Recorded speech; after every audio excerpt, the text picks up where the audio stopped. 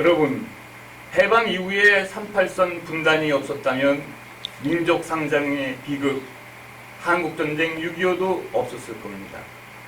그런데 1945년 초 독일이 패망을 앞둔 직전에 얄타라는 소련 땅에서 강대국 정상들이 모여서 회담을 했습니다. 소위 얄타 회담이라는 것인데요. 거기에서 결정된 것이 너무나 우리 민족의 아픈 상처가 되었던 것입니다. 소련은 유럽 지역에서 독일과 싸움에서 가장 피해를 많이 본 나라라는 것은 인정을 합니다. 그런데 이 소련 친구들이 아시아 쪽에 일본은 거들떠도 보지 않고 대독일전에만 매달렸습니다. 미국은 물어봤습니다. 독일이 패망하고 나서 바로 일본전에 뛰어들어달라. 소련은 조건을 걸었죠. 그렇게 한다면 뭘 줄래? 그래서 미소양 강국이 대국이 자를 지도에 놓고 붉은 볼펜으로 쑥 그은 게 위도 38선입니다. 원래는 한반도 전체의 일본군의 무장 해제를 미군이 돌아서 하는 걸로 되어 있었습니다. 그러나 소련군의 대일전 조기 참전의 조건으로 38도선 이북은 2차 세계대전 종전과 함께 일본군의 무장 해제를 소련군이 시킨다라는 조건이 관철되는 순간 우리 민족은 허리가 동강났죠. 이렇게 분단을 시키는 것은 전범국가, 전쟁 범죄 국가를 힘을 약화시키기 위해서 분단을 시키는 거거든요. 그래서 독일은 4분화됐죠. 4분화돼서 미, 영, 푸, 소 4개 강대국 승전국이 점령을 따로 했던 겁니다. 그래서 미국과 영국과 프랑스가 점령했던 지역은 통합해서 민주주의 자본주의 국가였던 서독이 되고, 소련이 점령했던 지역은 공산주의 사회주의 국가로 동독이 되고, 이렇게 해서 베를린 장벽으로 나뉘어져서 1990년까지 분단국가로 살지 않았습니까? 그러면 우리가 전쟁 범죄 국가인가요? 저희는 피해를 입은 피해 국가입니다. 그러면 어디를 분단시켜야 옳습니까? 그렇죠. 일본 열도를 분단을 시킨 것은 논리에 맞습니다. 형평성에도 맞습니다. 대의명분에도 맞습니다. 그런데 왜 한반도를 희생양으로 삼았을까 하는 것에는 저 또한 울분을 참지 못할 일입니다. 해방 이후, 즉 1945년 8월 15일 2차 세계대전 종전 이후에 소련군은 기다렸다는 듯이 빠른 속도로 38선까지 남하를 했습니다. 그리고 미군이 북진을 했지요. 따라서 남한은 민주주의 자본주의로, 북한은 공산주의 사회주의로 각각 정권이 따로 생겼습니다. 그 당시에는 공산주의가 유행했거든요. 따라서 자신감을 얻은 김일성은 에치슨 라인에 한반도가 남한이 포함되지 않은 것을 확인을 하고 소련의 지원하에, 중국의 지원하에 남침을 했던 것이 한국전쟁입니다. 엄청나게 많은 사람들이, 형제들이 죽었습니다. 다쳤습니다. 모든 한반도의 시설은 깨졌습니다. 그 덕분에 군수물자를 일본에 하역을 해서 한반도로 옮겼죠.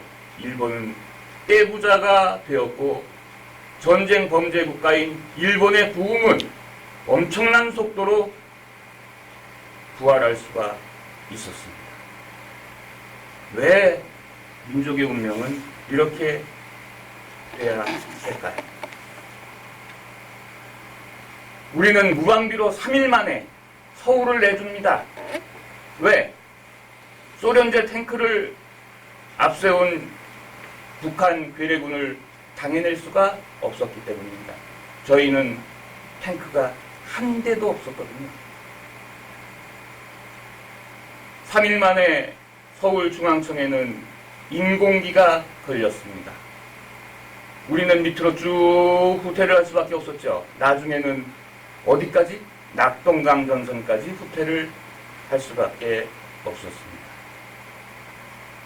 자, 낙동강 전선까지 밀린 상태에서 미국은 자유진영을 지켜야 되지 않습니까? 따라서 인천 상륙작전을 감행을 합니다. 대성공을 했습니다. 허리를 끊었습니다. 상황은 어떻게 전개됐을까요? 낙동강 이남의 부산을 지키면서 서울을 수복하고 중부를 끊었으니까 인민군들은 철수도 못하고 공격도 못하는 상황에 빠졌겠죠. 그들은 지리산으로 들어갔습니다. 그래서 지리산 빨치산이 되는 것입니다. 국군과 유엔군은 38선을 넘었습니다. 드디어 개성을 점령하고 평양을 점령하고 그리고 압록강물을 수통에 담을 수가 있었던 것이죠. 이때 불행 중 다행으로 통일이 되었으면 아무 문제가 없었을 텐데 중국 대륙이 2차 세계대전 이후에 공산화되었던 거 여러분 잘 아시죠? 그 당시에 중국 공산당군, 그래서 중공군이라고 명명을 합니다. 중공군 100만 대군이 한반도로 진입합니다. 인해 전술. 따라서 1951년 1월 4일 기점으로 해서 압록강변에 우리 국군들은 다시 퇴각할 수밖에 없었습니다. 이게 1.4.5태입니다. 여러분, 이러한 민족의 역사를 대중가요로 나타낸 것들이 많이 있죠. 제가 가끔씩 심각하게 듣는 전선야곡이라든가 단장의 미아리 고개 같은 트로트 노래들이 바로 그때 나왔던 것입니다. 전선야곡은 그 배경이 1.4.5태입니다. 1.4.5태 때 어떻게 그 안타까움을 뒤로 하고 다시 후퇴할 수밖에 없었느냐라는 민족 정서를 노래한 것이 전선야곡이고요. 그리고 6.25 전반을 걸쳐서 후퇴하는 북한군에게 인질로 끌려가는 그 참담한 모습을 1956년에 불렀던 노래가 바로 단장의 미아리 고개 아니겠습니까? 어르신들이니까 다 아실 겁니다. 단장이라는 게 무슨 뜻이죠? 장이 끊어진다는 뜻이죠. 장이 끊어질 만큼 고통스러운 전쟁에 의한 강제 이별을 노래한 것이죠. 재작년에 송가인이라는 새로 등장한 가수가 저 단장의 미아리 고개를 정말 한어리게 불러서 인기를 산 적도 있습니다. 자, 한번 들어보실까요?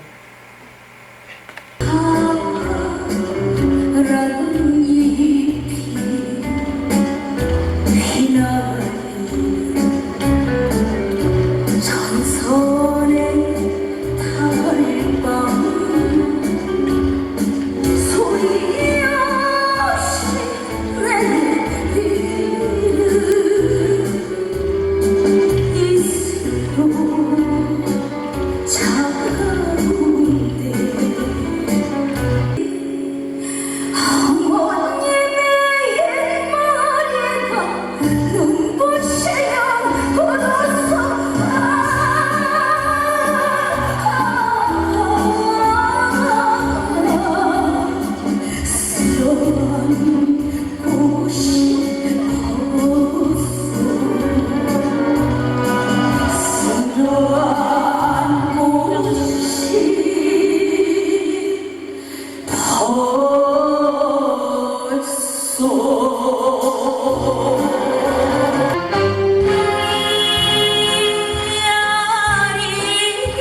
눈물 고개 님이 넘던 이별 고개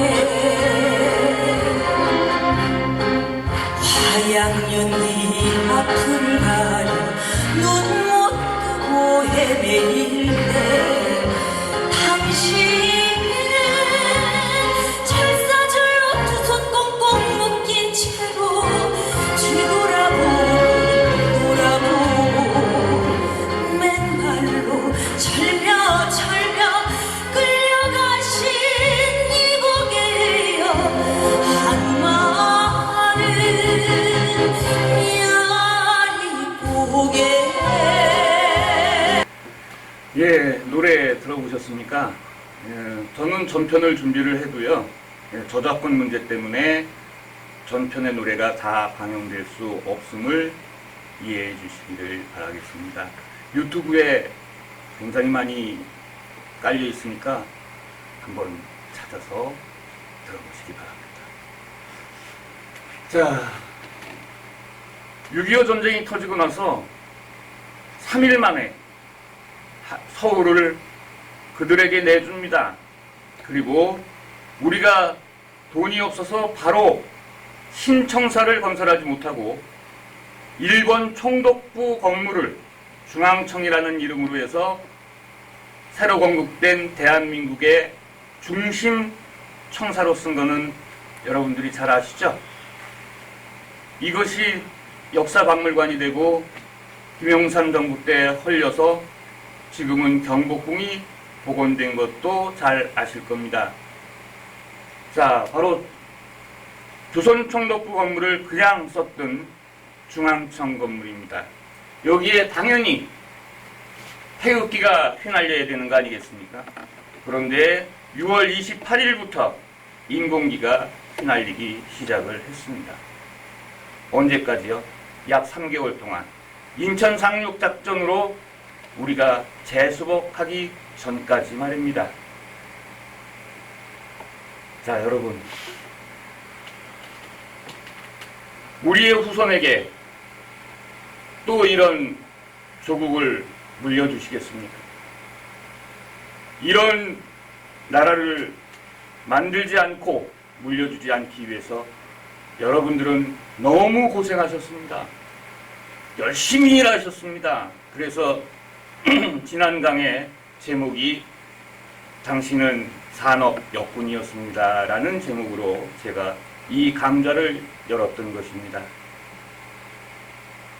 이런 나라를 만들지 않고 이런 나라를 우리의 어여쁜 후손들에게 물려주지 않기 위해서 우리는 먹고 사는 것부터 해결을 했죠. 월남에 가고 서독에 가고 또 그 이외에도 여러 가지 일들을 했습니다. 1960년대 경공업 발전에 성공을 하고 1970년대 정치적으로는 안 좋았지만 경제발전으로 중공업 경제건설이 되었습니다. 1980년대에 그 기틀을 잡았고 1990년대부터 민주화 세상이 된 이후 우리는 2000년대로 넘어오면서 양축이, 경제와 민주화의 양축이 제대로 작동되는 바로 지구상의 몇 안 되는 나라의 어깨를 나란히 했던 것입니다. 여러분들은 정말 자랑스러우신 분들입니다. 20세기와 21세기 초를 풍미했던, 특히 20세기에 먹고 사는 문제와 인간답게 사는 문제를 해결하신 분들이 바로 시청하시는 여러분들이십니다. 대한민국 멋진 나라입니다. 일본과의 문제 어렵습니다. 여기서 정치적인 견해를 제가 밝힐 수는 없고요. 일본과 떨어질래야 떨어질 수 없는 이웃 국가입니다. 그러면 어떻게 가야 되겠습니까? 바로 투트랙 정책입니다. 원트랙 정책을 쓰다가는 하나에 막히면 나머지가 다 막히죠. 투트랙 정책. 예, 역사 문제는 역사 문제대로 고쳐 나가야 되고 수정해 나가야 되고 경제 문제의 협력 과정은 경제 문제대로 사이좋게 가야 됩니다. 아시아의 형제이기도 하고 또 아직도 과거사가 청산되지 못한 감정의 앙금이 남아있는 나라가 일본 아니겠습니까? 그리고 같은 민족인 사상이 다른 북한이라는 나라 아니겠습니까? 여러분, 우리 최선을 다하고요. 제가 역사 강사 33년째입니다. 부탁드리겠습니다. 자손에게 역사 교육 좀 많이 시켜주세요. 오늘 여기서 마칩니다.